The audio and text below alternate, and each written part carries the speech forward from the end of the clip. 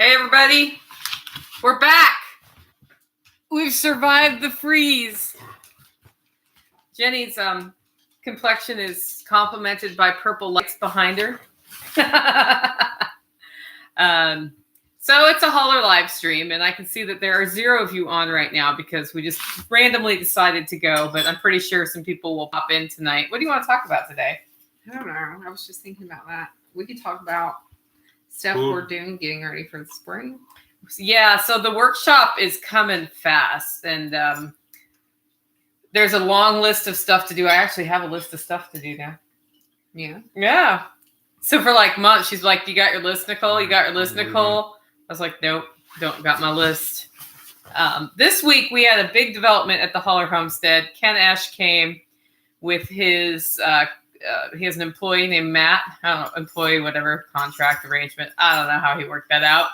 And he built a carport on the side of my house. And we may have to do a Holler live stream from the carport at some point. But that is a whole nother covered area for the spring workshop. And now that that's done, I see where we can put this counter and an outdoor sink. And suddenly the outdoor kitchen ends up over there and not behind me. I'm pretty sure that's what's going to happen. Well, it's a good place too because of where other plumbing is. Yeah, and we can put a hand washing station there. So last year we had a hand washing station over here, but you had to like walk behind and around the tent to get to it, and that will still be there. And that's where the shower is too. But this one will just be a little easier to get to, I think. And most people use that outhouse. Yeah. So it'll be right by that outhouse. So that's kind of cool.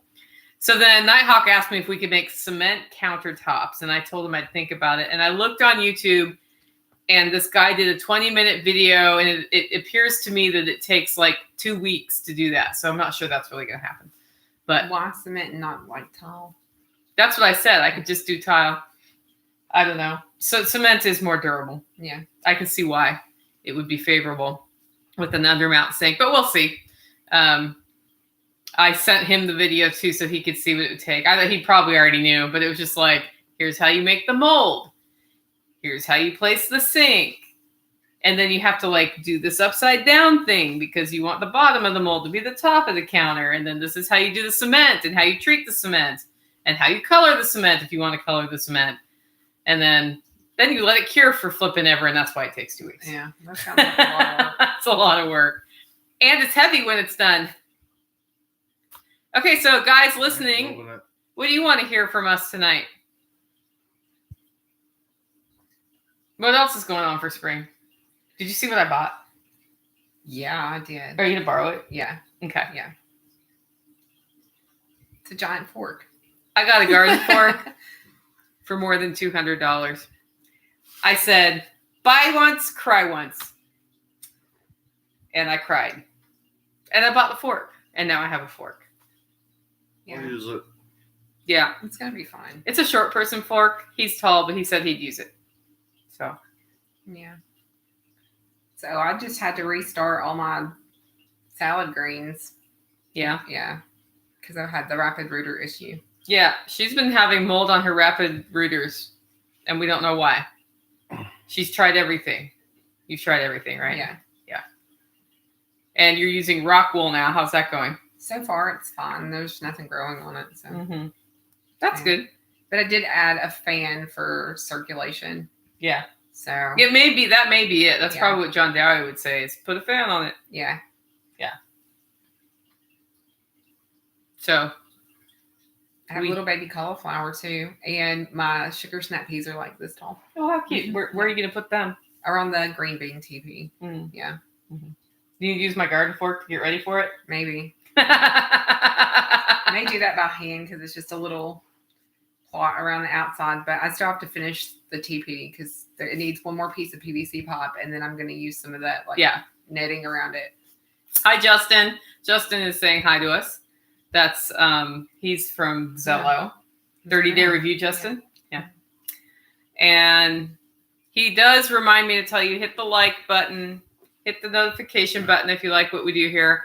And I am getting so close to 1,000. And he's like, I can't even think about gardening until the end of the month. That's because you live in the Arctic North. You could move down here. I know you've been down here before. You know it's not terrible. It's not my fault you live in Canada. He lives in a Dakota, right? Something like Something that. They're part of Canada, pretty much.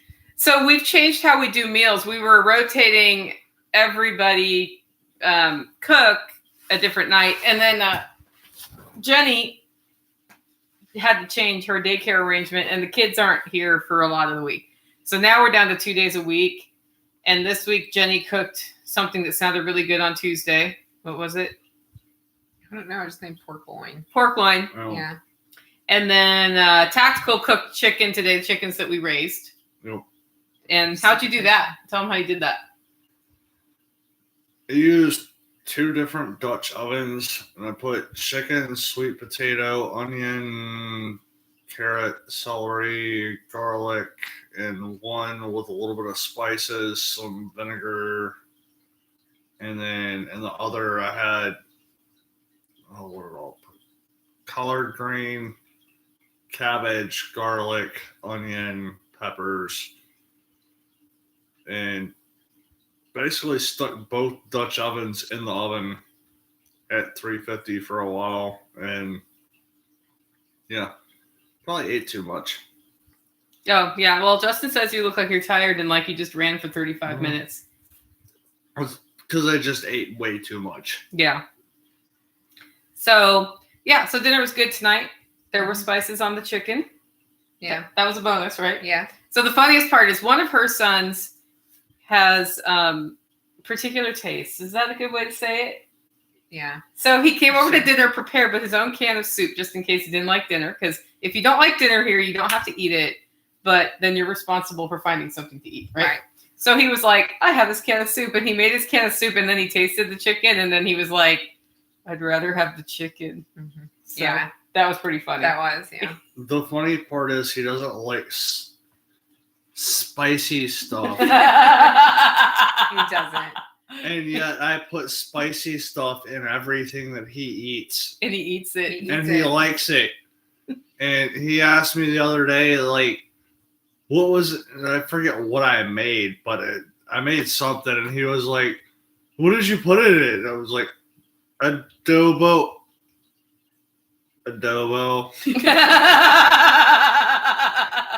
I just don't say the P word. Don't say the P word. Don't say the P word. I just went on and left off the word chili. That's all the C word. Yeah. Yeah. It was adobo chili, and I just said adobo and just left it at that. Yeah, what kind of spicy stuff did you use tonight? It was mostly salt, garlic, and chipotle chili. Chipotle tonight. So not super. I mean, I didn't notice any fire. There were also like jalapenos and all of that. Huh, I missed the fire today. It wasn't that hot. No. It wasn't that hot. Did you take the seeds out of it? Mostly. Yeah, so if you take the seeds out of jalapeno, it is still hot. It is nowhere near as hot as if you leave the seeds in the jalapeno. Especially if you grow them correctly. Yeah. So that's the thing. I'm getting my system set up for the workshop grow. So if you look over there, you'll see, I'm going to finger, that's an aquarium. It has duckweed in it, and then it's going to feed all the shelves up and down. And we'll have a bunch of lettuce growing there. I talked to John Dowie of Dowie Farms today just to see, like, I want to do a combination of heads of lettuce, which I'm starting right now for the workshop food. And then we're going to do baby greens. Yeah. And those take 35 to 45 days, he said. So it's about time to start those in another, like right when I'm at Jack's, of course. So getting ready to do that so that my goal is that a lot of the salad greens come from here or from, and most of the food that we serve at the workshop comes from either here or from local sources. So I wanted to do that rather than have the big boxes of the Walmart greens when we are perfectly well suited to growing greens. And it's been kind of a struggle finding bins of the right size for those shelves. That's been my biggest challenge. And finally, so I'm having 4 bins where I could have 2 if I could just find 2 bins of the right size that are not $50 each. Oh, I need to send you. Have you seen mine? No. I'll have to show you mine. Okay, she has bins. I may not be drilling holes in those blue bins tomorrow. But, yeah. I find it ironic that the same duckweed every farmer fights during the summer is being grown by homesteaders. Here's my story about duckweed. So I had duckweed in my pond, and Nick Ferguson comes out. He's all excited. Duckweed, duckweed. I did not have ducks yet. Or maybe I had ducks, but they hadn't found the pond yet. Anyway, and I think what I had were ducks this big the first time he came here in brooders. And he took some duckweed to go use how Nick Ferguson uses plants that he acquires when he's on his trips. And then my ducks found the pond, and I haven't seen duckweed anywhere in the holler since the ducks discovered there was water. And they also ate all my watercress. So they are murder on duckweed. It is properly named. And then David, when he came up with Jack and put my aquaponics system in, threw duckweed in there, and he's like, it'll take over. And I'm like, yeah, right. It did not take over, David. It did not take over. So now I'm growing duckweed inside to feed to the ducks outside. Yeah. And I may have to build like a duck prevention raft in my AP if I want to expand water surface. You're not going to be able to grow duckweed in your AP when the ducks can stick their head. That's what I just said. I just said I was going to build a duck deterrent thing. Yeah. Well, you're going to have to because your ducks can't put their heads in the AP. So I know that's because it was never finished. It was supposed to have around that bottom. It was supposed to have a border made all the way up over the top, so you don't. On my list. You weren't the one tasked with doing it. So that might make it tall enough that their heads don't get up over the edge. This is LT. He's now chagrined because he's upside down. Justin, this is the kitten. Remember when I was giving away kittens that I found that one Christmas? This is the one that's left. Yep. LT for little Tigger. He doesn't like sitting on his back like that, though. This is my smallest cat. He did get big, but he is my smallest cat. What else are we doing to get ready for the workshop? How's your presentation? Basically finished. Good. Yeah. Mm-hmm. Having presentation. How's your presentation? I'm doing a presentation. The fence demo? Oh, that's a demo. That's not a presentation. Oh, the same thing. You're still presenting. You're still presenting. You're showing people how to make fence. Yeah. So, yeah. Other than that, it's just right now, like between now and June 1st, on a homestead in Tennessee, feels like you're racing against time to get stuff started, get stuff in the ground. And because I'm running a roastery and a podcast and a workshop and going to other workshops, it's really challenging this year to get all those plants going. I won't be surprised if I end up buying some plants, but I'm doing my best to not have to do that. And then we're starting to look at fodder options, growing fodder here. Yeah. So the tricky, like the goats are fine. We have fodder, we grow fodder for the goats all the time. But winter is the only issue for them. Yeah, but even in winter we have all that vinca. They could survive on the vinca. Is there a winter workshop? No, but we usually have a winter gathering in December. There's usually a number of gatherings throughout the year. Yep. And Saturday I'm doing the pantry management webinar, so that'll be fun. I didn't get my shelves built before it, so I won't have fancy shelves to show y'all, but things are fairly well organized, just not on that table right over there. I've been pulling everything out of my cabinets. I have this table in my living room. Everything on top of the table I want to keep, but I don't know where to put it away yet. Everything under the table, garage sale. Did Jenny get her replacement Burple lights? The Barina lights. Yeah. I ended up sending because I got the white LEDs. I ended up sending those back in and getting just a whole new set of grow lights. Yeah. So, yeah, I have them and I have them up. So, what's your favorite time, or what's your favorite thing about this time of year? It's getting warm outside, which means things are growing, and so like the way the air smells is completely different. Like I love that because you can like smell the earth and and just all the things growing. So, What's your favorite thing about this time of year? The fact that I actually understand why the dogs go out and lay in the sun. Well, don't you also go out and lay in the sun next to them? I really want to. Like the other day, it got up to like, I don't know, 70. 65, 70 degrees, and I plopped down on my buddy's four-wheeler and was just like, I'm just gonna lay here and not do shit, just lay in the sun and absorb the warmth. And I completely understand why the dogs do it now. They do. There's actually pole positioning going on right now every time it's a sunny day because we've had so much rain, and the dogs are trying to get out and be the one outside, but two of our dogs here don't go out at the same time unsupervised. So when I'm busy, only one of them goes out at a time, and the other one's always inside whining about wanting to go lay in the sun. So I think my favorite thing about this time of year is I have this misguided hope that this year will be different. This year will be the year. This time, the weeds are not going to take over the garden because all the weeds are not up yet. Although I have a new weed torch. It hooks up to a propane tank, so it's like a flamethrower. And I went around and flamethrowed the other day, which was really fun. I highly recommend it if you're having if you want to borrow it and you're having a stressful day.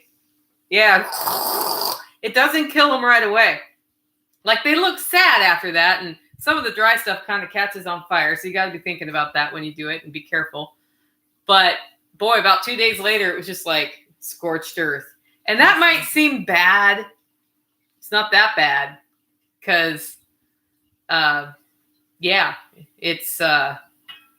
it's where I'm planting things. So I don't want those things there. I want my newly planted stuff. And my only issue now is I wish I could do that in front of the other composting outhouse where I have a new plant community planted over there last fall. But my bulbs are already coming up and I don't want to accidentally nail them. So I need to think. And did I mark where I put them? Fuck no. I didn't do that. Oh my gosh, I said the F word. Sorry, guys.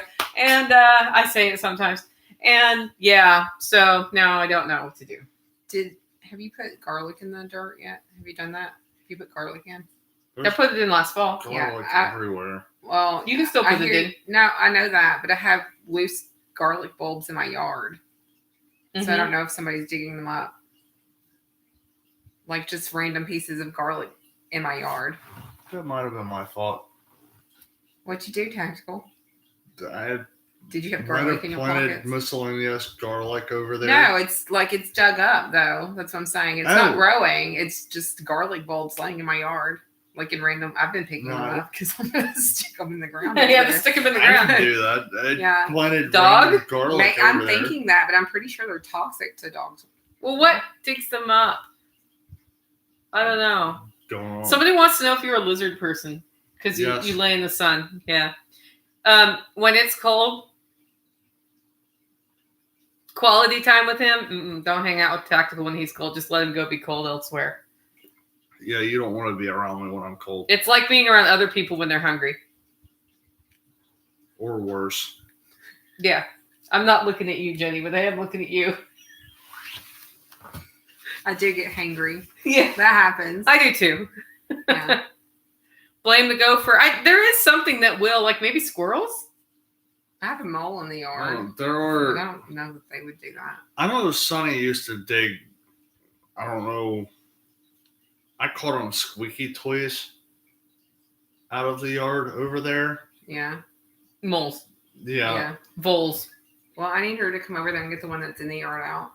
Okay. She'll do it because she found a number of them. Yeah, they pick at its hole when they come over. Mm-hmm. Yeah, Cece really, nothing makes her day more than when she sees the earth do this. Yeah. And she'll just sit there and stare at it until she gets that thing. Mm-hmm. Yeah. I had one the other morning where Sage never needs out in the middle of the night, but she needed out at 4 a.m, so I let her out. And I go outside, and it was after that big rain, so I had to go see, what everything was like, because I could hear the water rushing where we don't usually have water. Mm-hmm.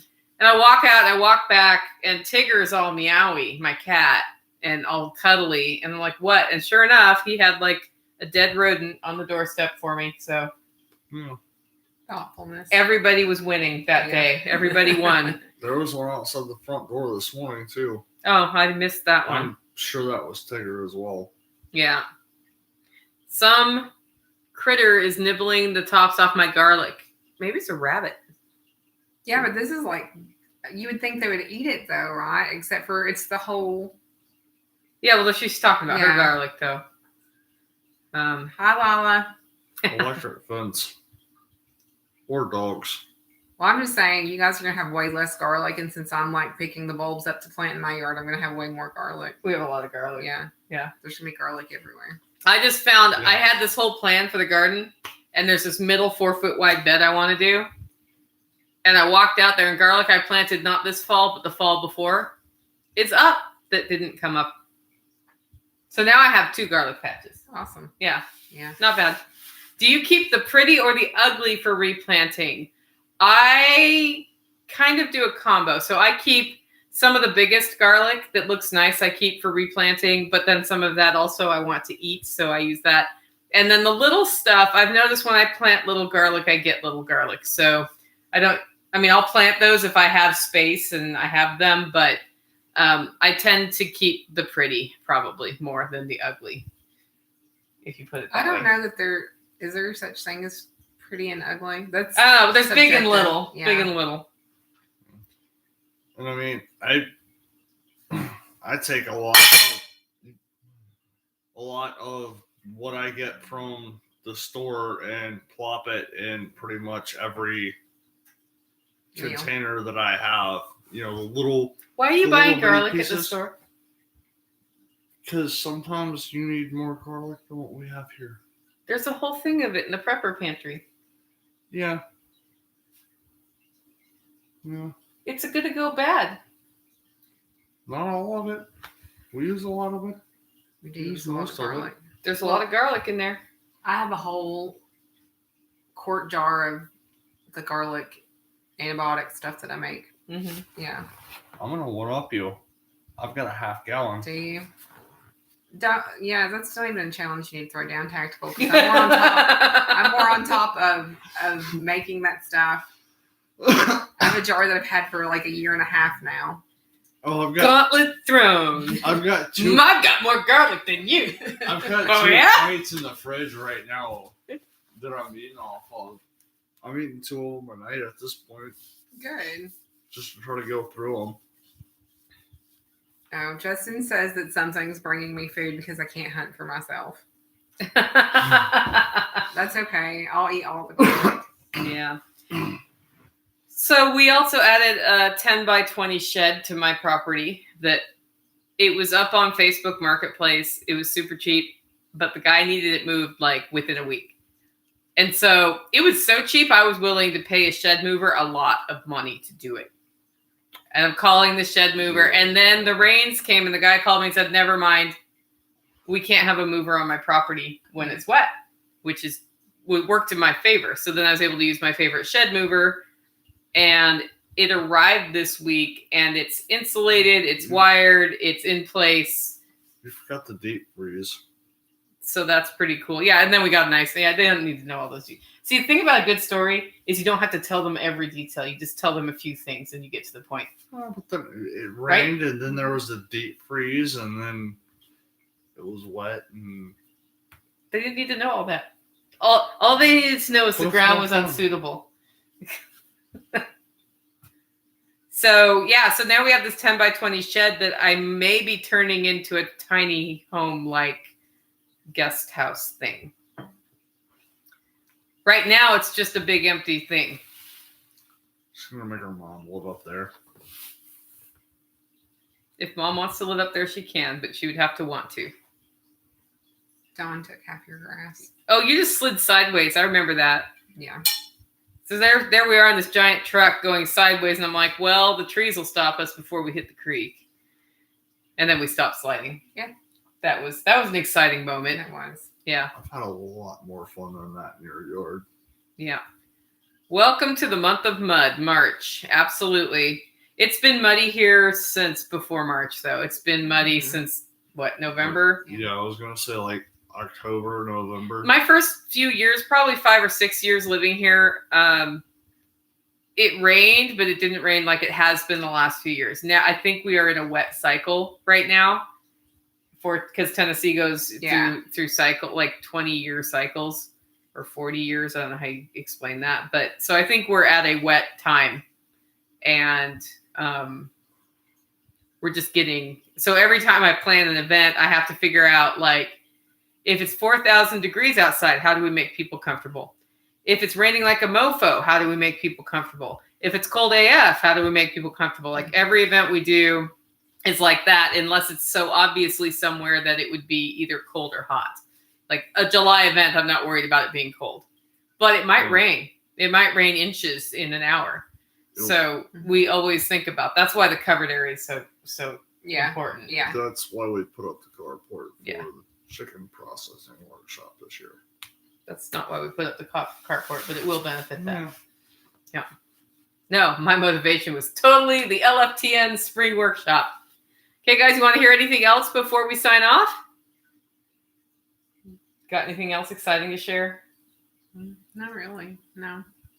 You? Bedtime You can go to bed. soon. Okay. I'll do the dishes since you cooked. I can do some. Because I'm going to turn it into Holler stew anyway with all the leftovers. All the leftovers from the week are going in one crock pot tonight. And it will be Holler stew. And It's going to be really good, too, with the cabbage and and collards. Yeah. Yeah. It's going to be a good stew. Probably going to add green beans. But I'm looking like I probably should have thrown green beans in that to start with. Yeah. Hi, Ben. We're having fun. Okay. Well, that's what's up out here, guys. We're doing well. And the other thing I have to admit is, see all those canned goods up there?